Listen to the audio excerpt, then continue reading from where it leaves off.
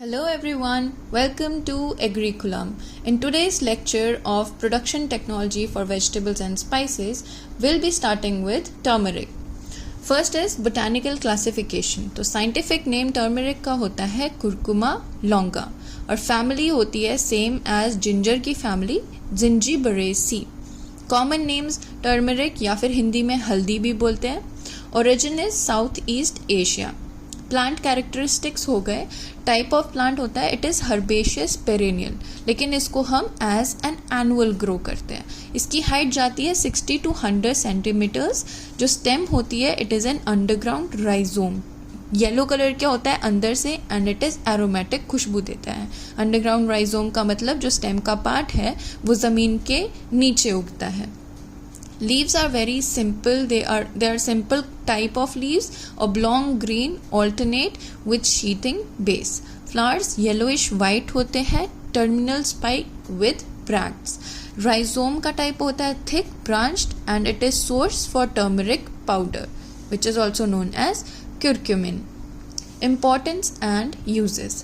It is used as a spice widely cooking में in order to add flavor, color and aroma. Aroma मतलब खुशबू.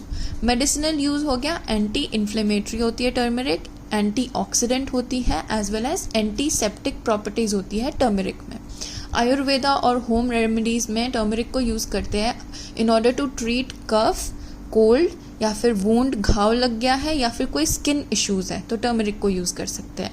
Cosmetics में face packs, creams and skin care products बनाने के लिए भी turmeric का use होता है. डाई इंडस्ट्री में टेक्सटाइल्स और फूड कलरिंग के लिए नेचुरल येलो डाई बनाने के लिए टर्मरिक का यूज़ होता है. कल्चरल इंपॉर्टेंस भी है. रिलीजियस रिचुअल्स के लिए, ट्रेडिशनल सेरेमनीज के लिए टर्मरिक को यूज़ करते हैं.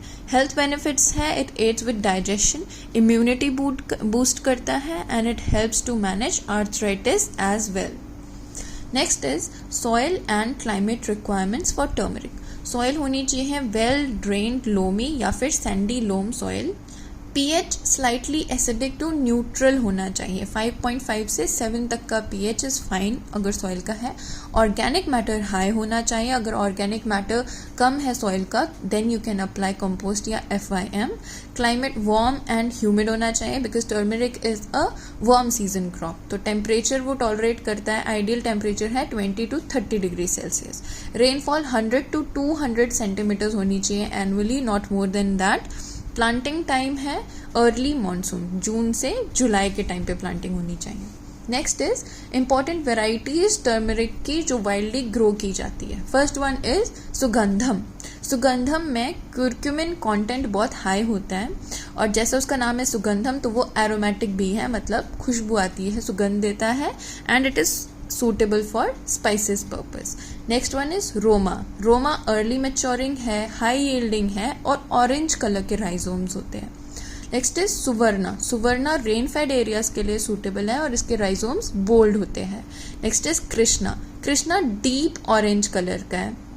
हाई curcumin content की वजह से इसका डीप ऑरेंज कलर होता है और curcumin content है इसमें 6 to 7%. It is widely grown. Next is Prabha and Pratibha. They are released by IISR. IISR की full form है Indian Institute of Spices Research. Both the varieties are high yielding and have high curcumin content. Lastly, Rajendra Sonia. It is suitable for Bihar and Eastern India. Next, nursery raising. First step of nursery raising is rhizome selection. Rhizome कैसा होना चाहिए? Healthy, disease free mother rhizome होना चाहिए with 1 to 2 buds. और उस rhizome को treat करेंगे हम फंजीसाइड से. For example mancozeb 3 grams per liter of water for 30 minutes और उसके बाद हम उसको ड्राई कर देंगे शेड में before planting. Next nursery raising में है bed preparation. Raised beds prepare करेंगे जिनकी विड्थ होती है 1 मीटर. वेल ड्रेन्ड सॉइल होना चाहिए, रिच इन ऑर्गेनिक मैटर होना चाहिए और सॉइल में मिक्स करेंगे हम कंपोस्ट या FYM बिफोर प्लांटिंग. प्लांटिंग के बाद नहीं, बिफोर प्लांटिंग.